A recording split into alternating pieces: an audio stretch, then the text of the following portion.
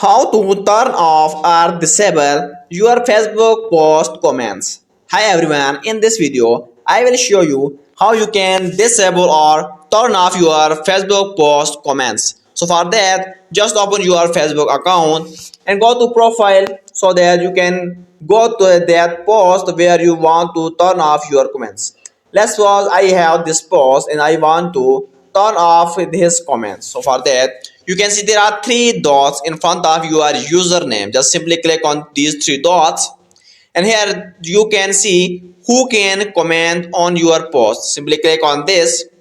Now at the bottom last option, profiles and pages you mention. If you want to disable your comments, just turn on this profile and pages you mention.